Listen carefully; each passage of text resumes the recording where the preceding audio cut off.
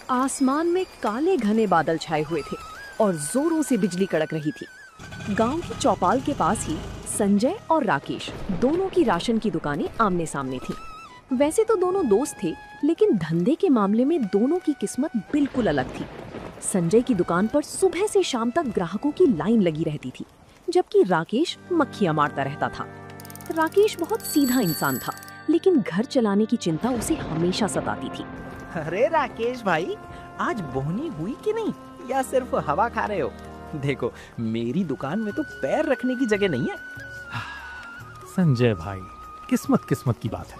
तुम्हारी दुकान अच्छी चल रही है, भगवान तुम्हें और बरकत दे। हमारी तो बस दाल रोटी चल जाए वही बहुत है। अरे भाई, सिर्फ किस्मत नहीं, दिमाग की बात होती है। ग्राहक को कैसे फंसाना है, ये कला हर किसी के पास नहीं होती। अब तुम्हारी दुकान को ही देख लो, सारा सामान धूल खा रहा है।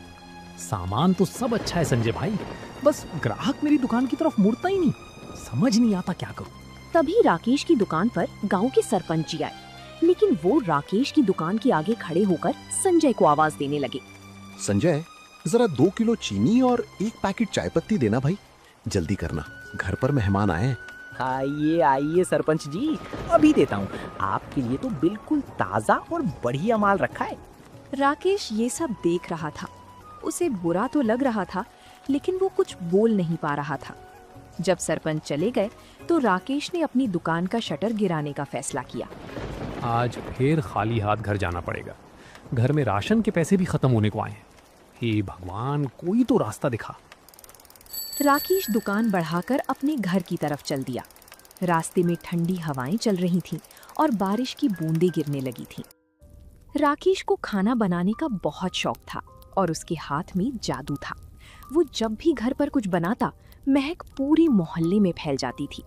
लेकिन इस हुनर से पैसे कैसे कमाए जाएं, ये उसे नहीं पता था। घर पहुंचकर राकेश ने अपनी साइकिल खड़ी की। उसकी पत्नी सुधा दरवाजे पर ही खड़ी उसका इंतजार कर रही थी।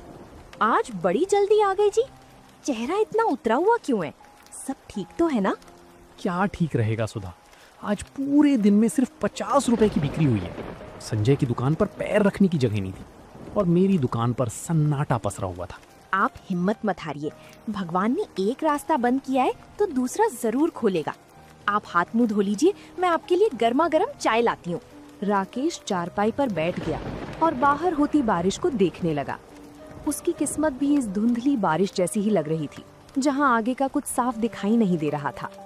बाहर बारिश तेज हो चुकी थी। मिट्टी की सौंधी खुशबू के बीच राकेश रसोई में चला गया। उदास मन को हल्का करने के लिए उसने खुद ही चाय और आलू के चटपटे पकौड़े बनाने शुरू कर दिए। जब पकौड़ों की खुशबू बाहर तक गई तो सुधा मुस्कुराती हुई रसोई में आई। वाह जी वाह, आपके हाथ के इस स्वाद का तो कोई मुकाबला ही नहीं है। गांव का बड़े से बड़ा हलवाई भी आपके आगे फेल है। अरे सुधा, इस स्वाद का क्या करूं? पेट भरने के लिए तो राशन की दुकान चलनी जरूरी है ना। लोग तारीफ तो बहुत करते हैं, लेकिन इससे घर का खर्च नहीं चलता। एक बात कहूँ जी, गुस्सा तो नहीं करोगे? अरे कहो सुधा, इस मुश्किल वक्त में गुस्सा कैसा? जो मन में है साफ साफ कहो। देखिए, बाहर कितनी तेज बारिश हो रही है। इस मौसम में हर किसी का मन कुछ गर्मा गर्म और चटपटा खाने का करता है। अपनी दुकान में वैसे भी राशन का सामान कम ही बिक रहा है, क्यों ना हम दुकान के आगे एक छोटा सा स्टॉल लगा लें? स्टॉल? पर किस चीज का स्टॉल सुधा? हलवाई का काम तो मुझे नहीं आता और उसमें तामझाम भी बहुत है। अरे हलवाई का काम कौन कह रहा है? अपनी दुकान में मैगी के इतने सारे पैकेट पड़े हैं जो बिक नहीं रहे हैं। आप उन मैगी के पैकेट्स को निकालिए और अपनी खास मसालों वाली चटपटी मैगी बनाकर बेचना शुरू कीजिए। मुझे पक्का यकीन है आपकी मैगी का स्वाद सबको दीवाना बना देगा। मैगी? गांव के लोग मैगी खाएंगे क्या सुधा? अरे जी, आजकल के लड़के लड़कियां और शहर से आने जाने वाले लोग मैगी बहुत चाव से खाते हैं। और फिर जब आप उसमें अपने हाथ का जादू मिलाओगे तो कोई मना नहीं कर पाएगा। मैं घर के मसाले कूट कर दे दूंगी, आप बस अपनी कला दिखाना। कोशिश करने में क्या हर्ज है?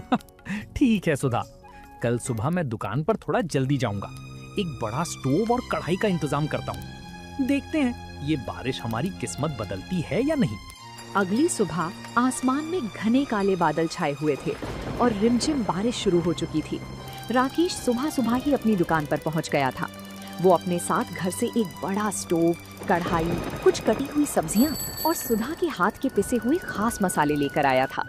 उसने अपनी राशन की दुकान के ठीक आगे एक बड़ा छाता लगाया और उसके नीचे स्टोव सेट कर दिया। सामने की दुकान पर संजय अपनी गद्दी पर बैठा राकेश को देख रहा था। राकेश को बर्तन चमकाते देख संजय से रहा नहीं गया और वो हंसते हुए सड़क पार करके राकेश के पास आ गया। अरे राकेश भाई, ये सुबह सुबह क्या तमाशा लगा है? राशन की दुकान बंद करके क्या अब चाय पकोड़े का ठेला खोलने का इरादा है?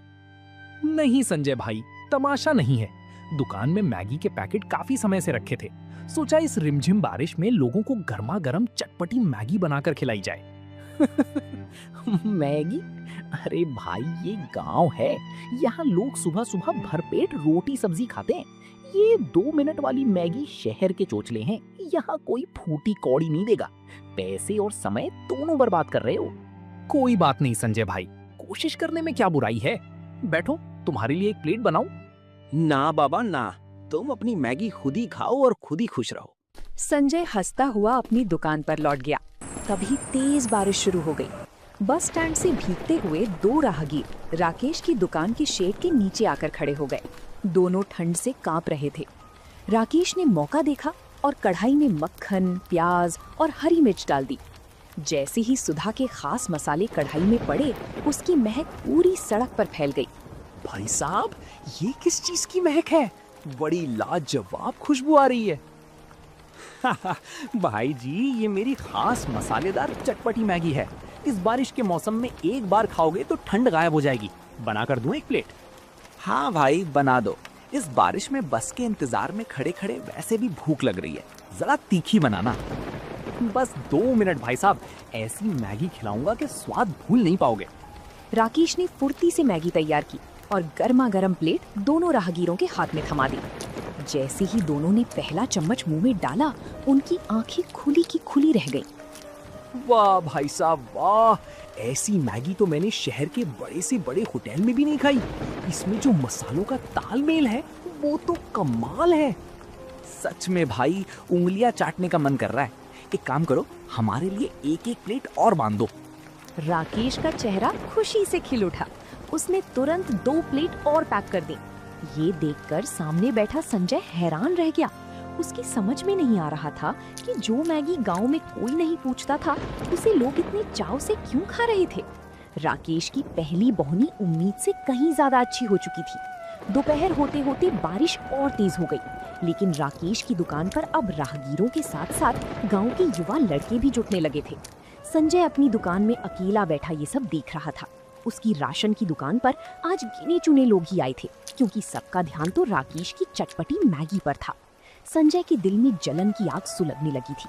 तभी गांव के रामू काका छाता तानकर संजय की दुकान पर आए। आइए रामू काका, कहिए क्या सामान निकालूं? आज तो बढ़िया बासमती चावल भी आया है। अरे नहीं संजय, सामान तो घर में है। मैं तो बस ये देखने आया था कि राकेश की दुकान पर इतनी भीड़ क्यों है, वहाँ क्या बिक रहा है?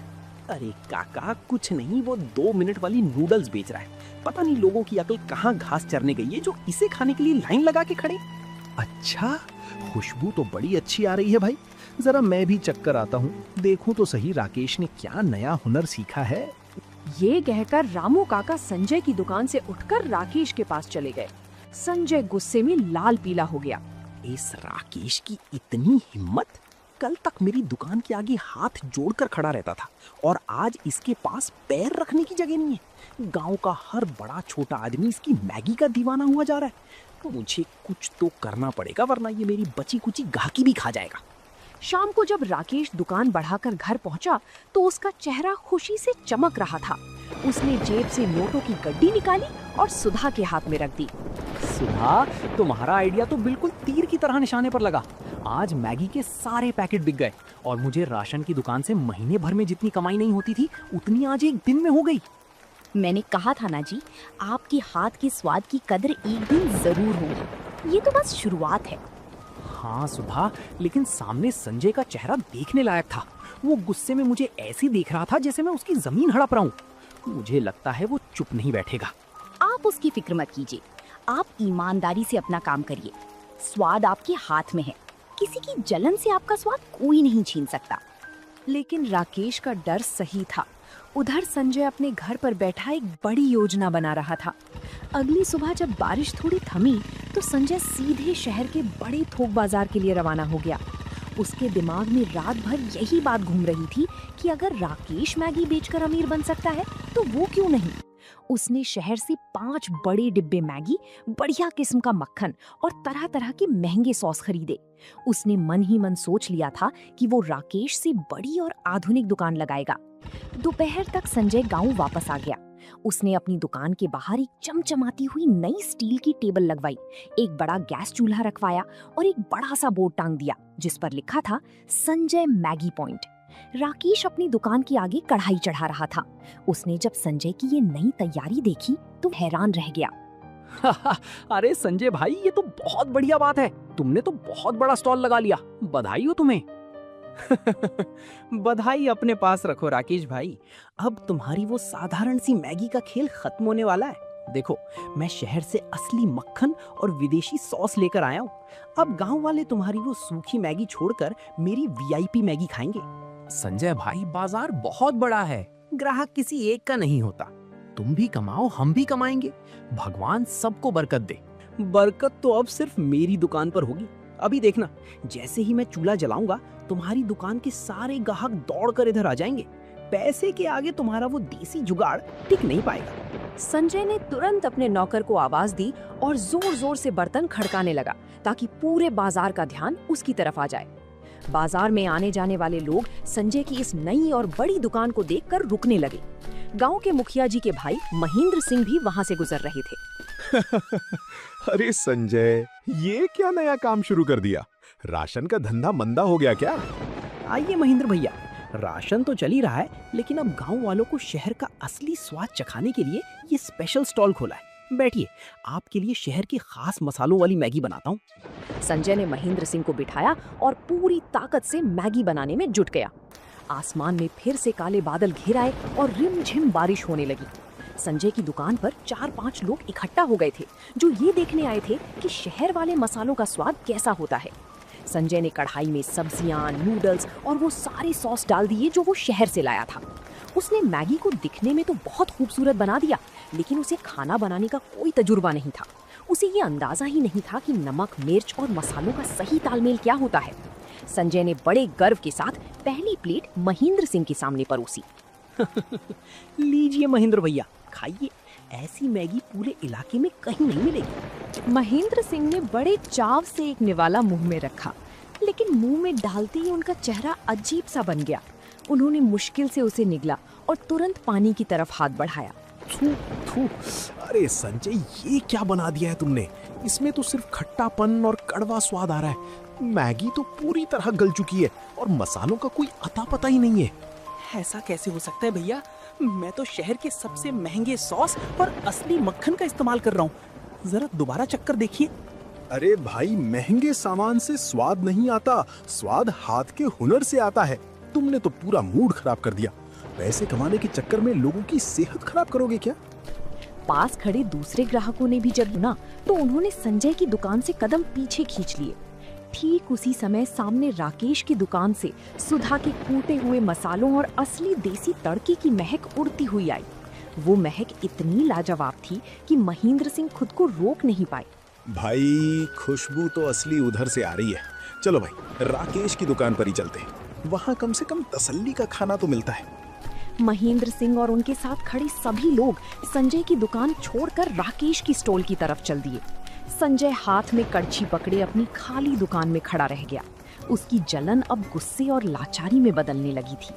अरे राकेश भाई, जल्दी से एक प्लेट अपनी वो कड़क मसाले वाली मैगी लगाओ। सामने संजय ने तो शहर के सॉस के नाम पर पूरा मुंह कड़वा कर दिया। ऐसा मत कहिए महेंद्र भैया, संजय भाई ने तो अभी नया नया काम शुरू किया है। धीरे धीरे हाथ साफ हो जाएगा। आप रुकिए, आपके लिए गर्मा गर्म मैगी लाता हूँ। राकेश ने बिना किसी देरी के मैगी बनाई। कुछ ही मिनटों में भाप उड़ती हुई लाजवाब मैगी महेंद्र सिंह के सामने थी। महेंद्र सिंह ने पहला चम्मच मुंह में रखा और उनके चेहरे पर सुकून आ गया। वाह राकेश, इसे कहते हैं असली स्वाद। मसालों का ऐसा संतुलन तो सिर्फ किसी उस्ताद के हाथ में ही हो सकता है। तुम्हारी इस मैगी के आगे शहर के बड़े बड़े ढाबे फेल हैं। आसपास खड़े दूसरे ग्राहकों ने भी हाँ में हाँ मिलाई। देखते ही देखते राकेश की दुकान पर मेला सा लग गया। बारिश तेज हो रही थी, लेकिन लोगों का उत्साह कम नहीं हो रहा था। कोई छाता तान कर खड़ा था तो कोई शेड के नीचे सिमट कर मैगी का लुत्फ ले रहा था। सामने अपनी बड़ी स्टील की टेबल पर खड़ा संजय गुस्से में ये सब देख रहा था। अरे ओ रामू, सीधे खड़े क्या देख रहे हो? जरा सड़क पर जाकर आवाज लगाओ कि हमारी मैगी पर 2 रुपए की छूट है। मालिक, मैंने आवाज लगाई थी, पर लोग कह रहे हैं कि स्वाद अच्छा नहीं होगा, तो मुफ्त की मैगी भी कोई नहीं खाएगा। सब राकेश भाई की दुकान की तरफ ही भाग रहे हैं। चुप कर, नमक हराम उसकी तरफदारी करता है। कल तक जो मेरे सामने सीधे मुंह बोल नहीं पाता था, आज उसकी इतनी पूछ हो रही है। मुझे ये बर्दाश्त नहीं हो रहा। कुछ तो ऐसा करना होगा कि इसका ये तमाशा हमेशा के लिए बंद हो जाए। संजय को राकेश की सफलता फूटी आंख नहीं भा रही थी। 2-3 दिन और बीत गए। बारिश का सिलसिला लगातार जारी था। राकेश की दुकान का नाम अब पूरे गांव के साथ साथ आसपास के 2-4 गांव में भी फैल चुका था। शहर जाने वाली बसें भी अब थोड़ी देर के लिए राकेश की दुकान के पास रुकती थी, ताकि यात्री गर्मा गर्म मैगी खा सके। दूसरी तरफ संजय की दुकान पर सन्नाटा पसरा हुआ था। उसने 2 बार और मैगी बनाने की कोशिश की, लेकिन हर बार स्वाद बिगड़ने के कारण ग्राहक उसकी दुकान पर दोबारा नहीं लौटे। उसका महंगा सामान खराब हो रहा था और राशन की बिक्री भी ठप हो चुकी थी, क्योंकि उसका पूरा ध्यान सिर्फ राकेश को नीचा दिखाने में लगा था। आखिरकार एक दोपहर संजय ने गुस्से और हताशा में आकर अपने मैगी स्टॉल का बोर्ड नीचे उतार दिया और दुकान का आधा शटर गिराकर अंदर बैठ गया। तभी गांव के सरपंच जी राकेश की दुकान पर मैगी खाने आए। उन्होंने संजय की दुकान की हालत देखी तो सिर हिलाया। राकेश भाई, तुम्हारे मैगी ने तो कमाल कर दिया है, पर जरा सामने देखो, संजय ने अपना स्टॉल बंद कर दिया। सुना है उसका काफी नुकसान हो गया है और अब वो किसी से बात भी नहीं कर रहा। हाँ सरपंच जी, मैं भी देख रहा हूँ। संजय भाई ने जोश में आकर अपना बहुत सारा नुकसान कर लिया। मुझे अच्छा नहीं लग रहा कि मेरी वजह से उनका काम ठप हो गया। इसमें तुम्हारी क्या गलती है राकेश? धंधा तो अपने हुनर और व्यवहार से चलता है। तुमने ईमानदारी से मेहनत की, इसलिए तुम्हें फल मिला। उसने जलन में काम शुरू किया, इसलिए नुकसान खा गया। सरपंच जी के जाने के बाद राकेश से रहा नहीं गया। उसने एक प्लेट में बिल्कुल ताजी, गर्मा गर्म और खुशबूदार मैगी निकाली और सड़क पार करके संजय की दुकान की तरफ चल दिया। यहाँ क्यों आए हो राकेश? मेरी बर्बादी का तमाशा देखने आए हो या अपनी जीत का जश्न मनाने आए हो? जाओ यहाँ से, मुझे तुम्हारी कोई सहानुभूति नहीं चाहिए। संजय भाई, तुम मुझे गलत समझ रहे हो। हम दोनों बचपन के दोस्त हैं और सालों से आमने सामने दुकान चला रहे हैं। धंधे की अपनी जगह है, लेकिन हमारी दोस्ती की अपनी जगह है। तुम सुबह से भूखे बैठे हो, पहले ये मैगी खाओ। संजय ने राकेश की तरफ देखा। उसकी आंखों में कोई घमंड या चिढ़ाने का भाव नहीं था, बल्कि सिर्फ एक सच्चे दोस्त की चिंता थी। संजय का गुस्सा धीरे धीरे पिघलने लगा, लेकिन उसका अहंकार अभी भी उसे पूरी तरह झुकने नहीं दे रहा था। संजय चुपचाप उस गर्मा गर्म मैगी की प्लेट को देखता रहा। उसकी नाक में मसालों की वही लाजवाब खुशबू आ रही थी जिसने पूरे गांव को दीवाना बना रखा था। राकेश के बार बार कहने पर संजय ने भारी मन से एक निवाला मुंह में रखा। जैसे ही मैगी उसके मुंह में गई, उसे समझ आ गया कि वो क्यों हार गया था। उस स्वाद में सिर्फ मसाले नहीं थे, बल्कि राकेश की मेहनत और ईमानदारी का जादू था। संजय की आंखों में आंसू आ गए। राकेश भाई, मुझे माफ कर दो। मैं कितना अंधा हो गया था। तुम्हारी दुकान चलती देख मेरे मन में इतनी जलन पैदा हो गई कि मैं भूल गया कि तुम मेरे बचपन के दोस्त हो। मैंने तुम्हें नीचा दिखाने के लिए क्या कुछ नहीं किया। अरे संजय भाई, कैसी बातें करते हो? पुरानी बातों को यहीं छोड़ दो। दोस्त हो तुम मेरे। गुस्सा और मुकाबला तो अपनों में ही होता है। दिल छोटा मत करो। नहीं राकेश, आज मुझे समझ आया कि धंधा सिर्फ पैसे और बड़ी दुकान से नहीं चलता। मैं शहर से महंगे सॉस और बर्तनों का तमाशा लेकर आया, लेकिन मेरे दिल में खोट था। तुम्हारी हाथ में वो हुनर और सादगी है जो पैसे से नहीं खरीदी जा सकती। मेरी दुकान ठप होनी ही थी। संजय भाई, तुमने कभी खाना बनाने का काम नहीं किया था, इसलिए शुरुआत में ऐसा हुआ। राशन की दुकान में तुम्हारा कोई मुकाबला नहीं है। तुम्हारी समझ और व्यापार करने का तरीका मुझसे कहीं बेहतर है। अगर हम दोनों मिलकर काम करें तो हम बहुत आगे जा सकते हैं। मिलकर? पर राकेश, मेरा तो मैगी का धंधा पूरी तरह ठप हो चुका है। मैं भला तुम्हारे किस काम आऊंगा? संजय भाई, मेरी दुकान पर ग्राहकों की इतनी भीड़ होती है कि मैं अकेला संभाल नहीं पाता। सामान लाना, हिसाब किताब रखना और व्यवस्था संभालना मेरे बस की बात नहीं है। अगर तुम मेरा साथ दो तो हम इस छोटे से स्टॉल को एक बड़े ढाबे में बदल सकते हैं। संजय ने राकेश की तरफ देखा। उसे यकीन नहीं हो रहा था कि जिस इंसान को वो बर्बाद करना चाहता था, वही आज उसे आगे बढ़ने का रास्ता दिखा रहा था। संजय का सारा अहंकार और जलन हमेशा के लिए खत्म हो चुका था। कुछ ही दिनों में बाजार का नजारा पूरी तरह बदल गया। अब संजय और राकेश की दुकानें आमने सामने प्रतिद्वंद्वी की तरह नहीं, बल्कि एक होकर चल रही थीं। दोनों ने मिलकर अपनी एक बड़ा सुंदर स्टॉल लगा लिया। अब उस जगह का नया नाम था जय वीरू मैगी पॉइंट। संजय अपनी व्यापारिक बुद्धि का पूरा इस्तेमाल कर रहा था। वो शहर से सीधे मैगी के बड़े थोक कट्टे और ताज़ा सब्जियां कम दामों में लेकर आता, जिससे मुनाफे में बढ़ोतरी होने लगी। वहीं राकेश अपनी कढ़ाई के सामने खड़ा होकर पूरे दिल से चटपटी मैगी बनाता था। शाम का समय था, तेज बारिश हो रही थी और शेड के नीचे ग्राहकों की भारी भीड़ जमा थी। संजय काउंटर पर बैठकर फटाफट टोकन काट रहा था और ग्राहकों से हंसकर बात कर रहा था। आइए प्रधान जी, बैठिए बैठिए। आपके लिए स्पेशल मसाले वाली मैगी तैयार हो रही है। आज राकेश भाई ने मसालों में कुछ नया तड़का लगाया है। अरे संजय भाई, जब से तुम दोनों साथ आए हो, दुकान की रौनक ही बदल गई है। अब ना तो भीड़ में इंतजार करना पड़ता है और स्वाद तो पहले से भी लाजवाब हो गया है। ये सब राकेश भाई के हाथ का जादू है प्रधान जी। मैं तो बस व्यवस्था संभाल रहा हूँ। रात को जब दुकान बंद हुई तो दोनों दोस्त काउंटर पर बैठकर हिसाब करने लगे। आज की कमाई पिछले सारे रिकॉर्ड तोड़ चुकी थी। संजय ने पैसे गिनकर 2 बराबर हिस्सों में बांटे। राकेश भाई, आज मुझे समझ आया कि जब दो दोस्त जलने की बजाय एक दूसरे का हाथ थाम लेते हैं तो तरक्की 2 गुनी रफ्तार से होती है। तुमने मुझे डूबने से बचा लिया। संजय भाई, तरक्की तो इस बारिश और तुम्हारी समझदारी की वजह से हुई है। अकेले तो मैं सिर्फ कढ़ाई हिलाता रह जाता। तुमने इसे असली व्यापार बनाया है। गांव की वो छोटी सी दुकान अब केवल चटपटी मैगी का केंद्र नहीं थी, बल्कि वो 2 दोस्तों की अटूट एकता और मेहनत की एक जीती जागती मिसाल बन चुकी थी, जिसका स्वाद पूरे इलाके के लोग कभी नहीं भूल सकते थे। तो दोस्तों, आप लोगों को ये कहानी कैसी लगी, कमेंट करके जरूर बताएं और ऐसी कहानियों को देखने के लिए वीडियो को लाइक करें और चैनल को सब्सक्राइब करें।